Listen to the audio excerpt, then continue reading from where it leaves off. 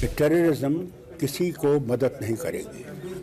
अगर वो मुल्क जो इनको भेज रहा है हमारा पड़ोसी और ये समझता है कि इससे वो यहाँ की तब्दीली लाएगा, वो नहीं होगा, ये फेल हो जाएंगे। उनको ये देखना चाहिए पहले ही वो बर्बाद हो गए हैं और लड़ाई दोनों मुल्कों के लिए तबाही ही लाएगा, कुछ और नहीं लाएगा। तो इसको बंद करें, मेहरबानी करके इस टेररिज्म को बंद करें। ये सारी दुनिया में इसकी निंदा हो रही है कि ये जो कर रहे हैं ये गलत है। जो ये टेररिज्म है इसको ये उनको तबाह कर देगा, बर्बाद कर देगा, कुछ नहीं रखेगा। वक्त आ गया है कि जब हमें अगर दोस्ती चाहिए तो दोस्ती के लिए वो राह बनानी है और टेररिज्म उस राह की तरफ नहीं है। इसको बंद करना चाहिए। क्या वो चाहते हैं कि उनके घरों पे भी मातम आए? Stop it now before it's too late. State के अंदर पिछले 3, 4, 5 रोज से काफ़ी देखा जा रहा है कि टेररिस्ट एक्टिविटीज़ बढ़ चुकी हैं और ख़ास करके कल एक बहुत बड़ा जो टेररिस्ट अटैक हुआ जिसमें 5 जवान शहीद हो गए और 5 इंजर्ड हो गए। आपने हमेशा टेररिज्म के खिलाफ जंग लड़ी है, आप इस पे क्या कहोगे कि ये जो मैं कहता हूँ, देखिए सबसे बड़ी चीज़ ये है कि टेररिज्म किसी को मदद नहीं करेगी। अगर वो मुल्क जो इनको भेज रहा है हमारा पड़ोसी और ये समझता है कि इससे वो यहाँ की तब्दीली लाएगा, वो नहीं होगा, ये फेल हो जाएंगे। आज 5 जवानों ने शहादत दे दी है, 5 सीरियसली अस्पताल में हैं। क्या इससे बॉर्डर बदलेगा?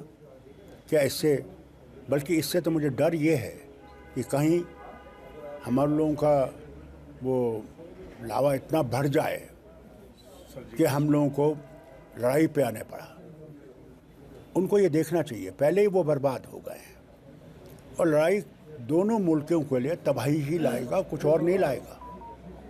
तो इसको बंद करें, मेहरबानी करके इस टेररिज्म को बंद करें।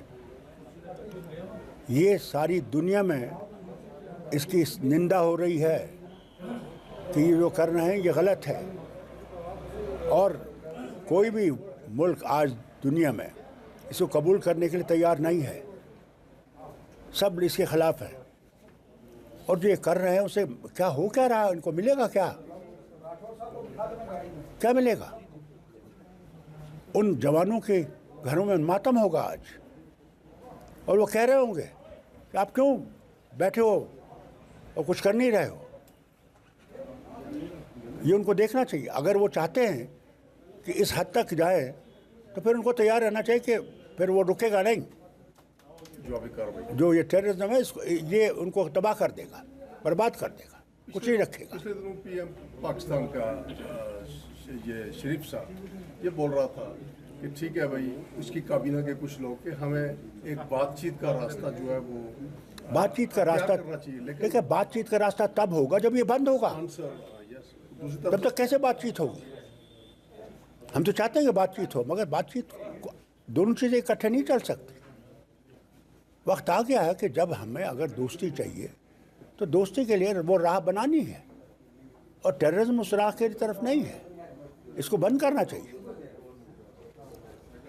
और उनको इसके लिए सख्त कदम उठाने चाहिए। आपकी क्या सहानुभूति है जो जवान शहीद हुए हैं इस देश के लिए, जो टेररिस्ट? आज ही नहीं, साल से हमारे जवान शहादत दे रहे हैं। ये तो हमें तो अफसोस है कि ये बंद होना चाहिए। क्या वो चाहते हैं कि उनके घरों पे भी मातम आए?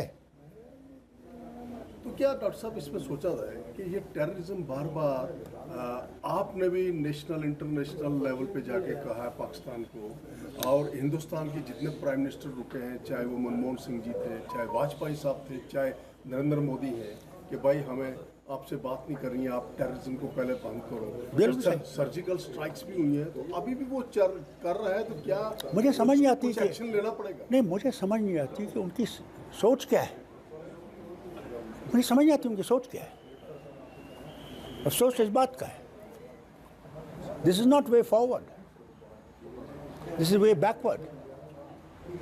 And if they want movement forward, they have to stop this thing and stop it now before it's too late.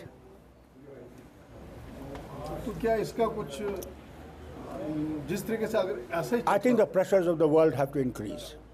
तो अगर The only way forward now is the pressure of the world on that country must increase. That this is not path to peace. This is path to destruction. Stop it now.